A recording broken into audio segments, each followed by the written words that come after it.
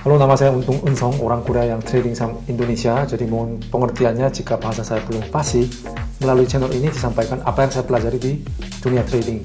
Nah, super semut ini sedikit lebih kecil dari super semut di video sebelumnya. Namanya Lee Tae-chul. Ini dia punya beberapa poin yang menginspirasikan.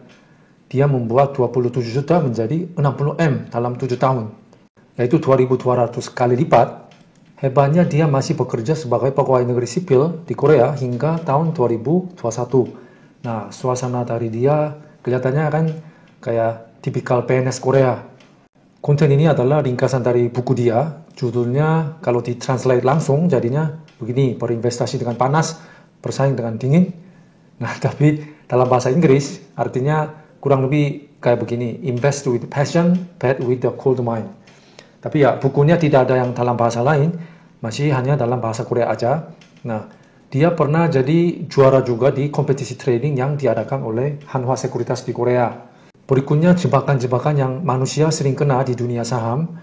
Nah, dia melakukan yang sebaliknya, akhirnya dia menjadi super semut. Pertama ini adalah sindrom burung unta.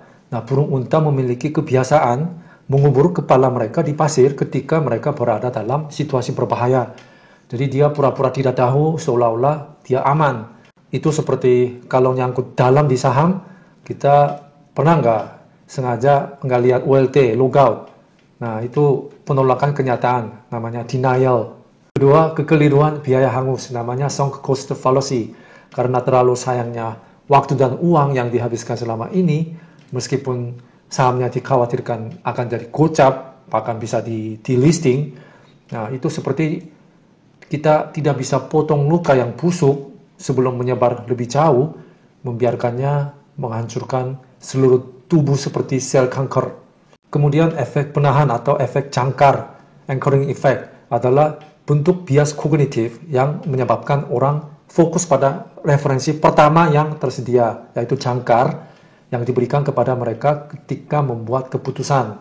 Ini seperti kita cuma lihat high sebelumnya di chart saham. Nah, yaitu pemikiran terpaku pada harga di masa lalu. Karena kita hanya melihat apa yang kita lihat. Nah, kita harus bisa mengirakan masa depan melalui masa kini. Tetapi kita biasanya menargetkan harga tertinggi sebelumnya ini sebagai harga targetkan. Itu berdasarkan harga masa lalu. Menjual pada resistance tanpa mengetahui potensi kenaikannya berapa di luar itu. Nah, walaupun kenyataan saat ini sedang berubah. Kemudian bias konfirmasi. Kecenderungan untuk hanya melihat kabar baiknya saja dari saham yang kita miliki dan mengabaikan sisi buruknya. Lalu keengganan rugi, loss aversion. Ketika jumlah kerugian dan keuntungan yang sama dibuat, nah, respons manusia terhadap kerugian adalah 2,5 kali lebih besar daripada keuntungan. Maka kebiasaan manusia jual saham yang sedang naik dan beli saham yang udah nyangkut, average down. Karena tidak bisa merealisasikan kerugian. Jadi kita harus melakukan sebaliknya. Jual yang nyangkut, tambah beli yang sedang menjadi floating profit agar memaksimalkan keuntungan. Kemudian kita cenderung hindari penyesalan. Nah, kalau harga sahamnya naik setelah saya jual, bagaimana? Nah, itu membuat avoid regret. Tapi probabilitas lanjut turun itu lebih besar. Karena artinya makin nyangkut dalam itu menunjukkan downtrend yang berlangsung. Kemudian tahu gitu. Berapa banyak cuan gua bisa dapat seandainya saya masih pegang terus. Tahu gitu saya hold. Tahu gitu saya tadi beli.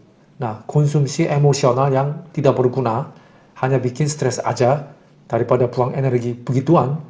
Mencari berita-berita, emiten, corporate action, menganalisis sendiri itu lebih berguna.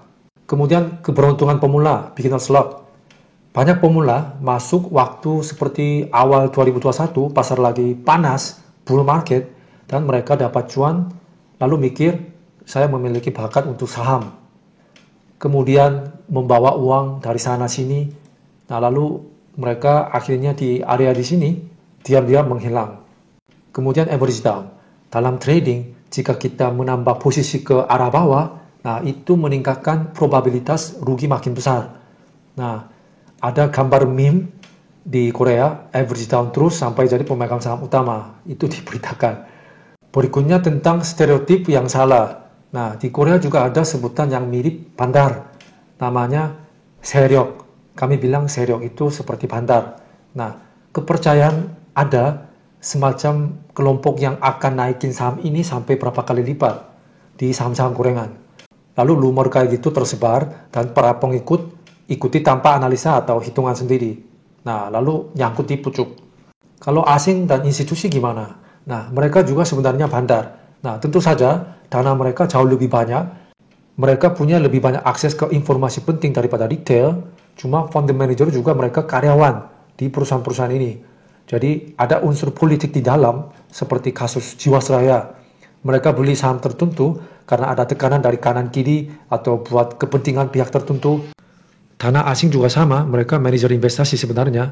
Jadi kalau nasabah mereka minta penebusan atau pencairan, mereka harus menjual terlepas dari fundamental sahamnya. Maka belum tentu kalau mereka udah beli akan naik atau mereka akan beli terus secara konsisten. Tidak. Kemudian blue chip trap, membeli saham-saham blue chip yang berada di industri yang sudah matang. Itu biasanya hanya melindungi diri kita aja dari loss besar. Kebanyakan mereka itu sideways di dalam box. Tidak cocok untuk pertumbuhan aset.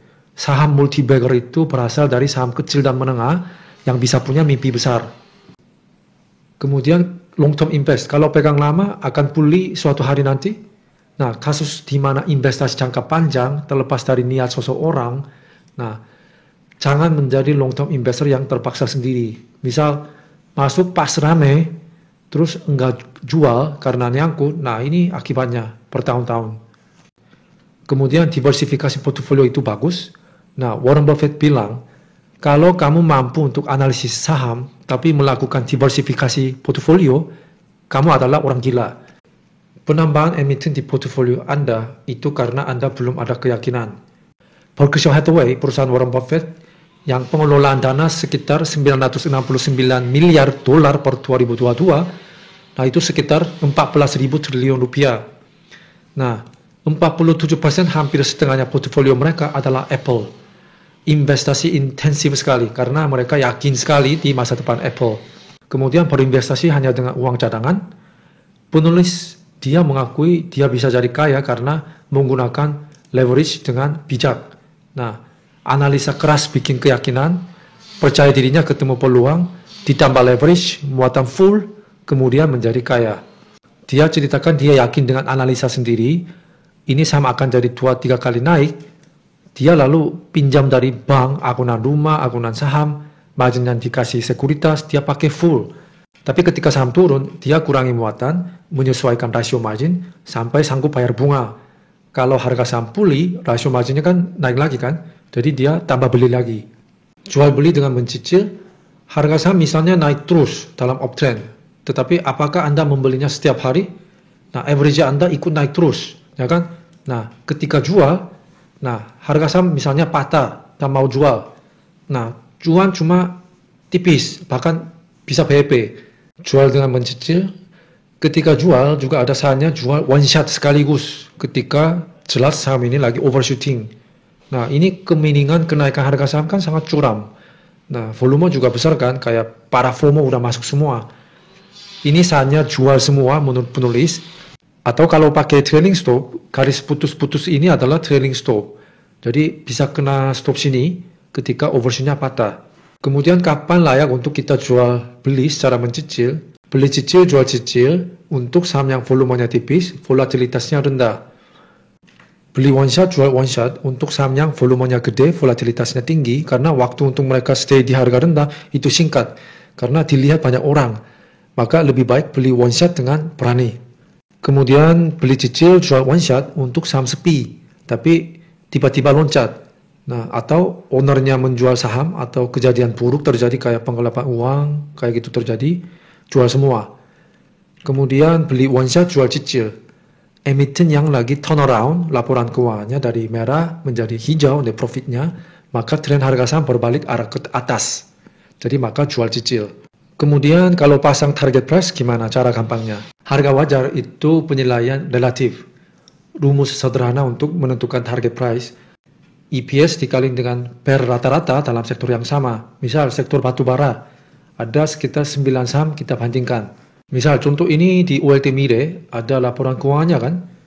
Jadi tinggal harga saham ini dibagi sama EPS sini. Nah, ini kalau diurutkan siapa yang pairnya paling murah dan paling mahal itu bisa dilihat kan. Ada pair rata-rata juga. Jadi bisa kita bikin target price menggunakan pair rata-rata. Atau misal ITMG ini agak undervalue dibanding Adaro kan. Jadi menurut Anda minimal layaknya pair yang sama dengan Adaro. Nah, kalau gini kan bisa hitung dia bisa naik berapa. Kemudian untuk mencapai multi-bagger, nah kata kuncinya skenario. Nah, beli saham sesuai dengan strategi dan skenario investasi, simpan sepanjang ide investasi masih valid. Kemudian jangan menjual hanya karena perubahan harga. Pokoknya usahakan tiap hari tulis laporan Anda buat diri sendiri. Kapan layak untuk menggunakan leverage? Dianjurkan hanya ketika pasarnya liquidity driven market. Seperti awal krisis, pemerintah sebarin duit kan, turunin suku bunga juga, maka uangnya mengalir ke pasar saham. Kemudian setiap kali saham naik, penulis dia beli lagi pakai margin karena rasio jaminan naik karena harga saham naik. Lalu karena rasio margin di berbagai akun sekuritas itu berbeda-beda, dia pakai beberapa sekuritas. Misalnya jika rasio di sekuritas A mau kena margin call, misal sekuritas D itu lebih longgar rasio marginnya daripada sekuritas A. Dia mengirim satu saham dari sekuritas D supaya rasio marginnya naik lagi di sekuritas A. Jadi dia melakukan cara seperti itu. Tapi kunci utamanya untuk menggunakan leverage adalah kepercayaan yang diperoleh melalui penelitian mendalam tentang saham tersebut. Kalau dia yakin potensi kenaikannya 100% atau 200%, dia serius menggunakan leverage dengan cara seperti ini. Maka dia ada akun yang mencapai 2.400% pengembaliannya dalam 1 tahun 6 bulan. Anjuran jauh dari keramaian. Berpikirlah secara mandiri dan coba untuk mengantisipasi saham apa yang akan rame-rame disukai sama banyak masa di masa depan.